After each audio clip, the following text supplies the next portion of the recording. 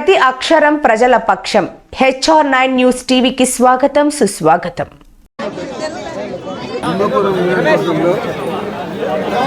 నిన్నటి రోజు కొంచెం నియోజకవర్గం పర్యటించాను.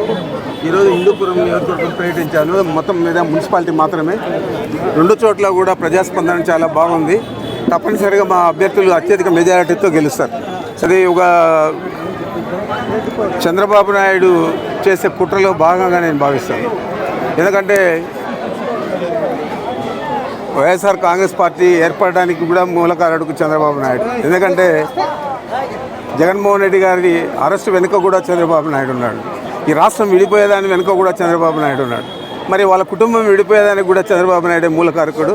మరి షర్మిలమ్మ వారి ఉచ్చులో పడింది కాబట్టి తప్పనిసరిగా ఆమె కూడా మా పార్టీకి శత్రువుగానే మేము భావిస్తాము. ఈ మాట నేను మొట్టమొదటి రోజే షర్మిలమ్మ గురించి మాట్లాడినప్పుడే చెప్పాను. ఆమె ఏం మాట్లాడినా ఒక ప్రతిపక్ష పార్టీ సభ్యురాలుగా మాట్లాడినట్లే భావిస్తాము. దానికి తగిన విధంగా మేము కూడా స్పందిస్తాము. సార్, కాంగ్రెస్ పార్టీ బలోపేతం అవుతుంది సార్ ఏపీలో, ఎలా భావిస్తారు? కాంగ్రెస్ పార్టీ బలోపేతం అయి ఉండేది, కాకపోతే ఇప్పుడు చనిపోయింది. ఆ శవాన్ని 4 వ్యక్తులు మోస్తూ ఉన్నారు.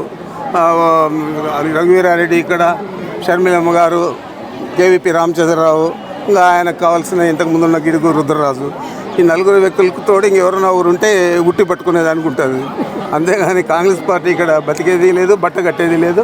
కాంగ్రెస్ పార్టీలో ఉన్న వ్యక్తులందరము కూడా వైఎస్ఆర్ కాంగ్రెస్ పార్టీలో ఉన్నాము. వైఎస్ఆర్ కాంగ్రెస్ పార్టీని ఎప్పుడో కబ్జా చేసింది. జై జగన్.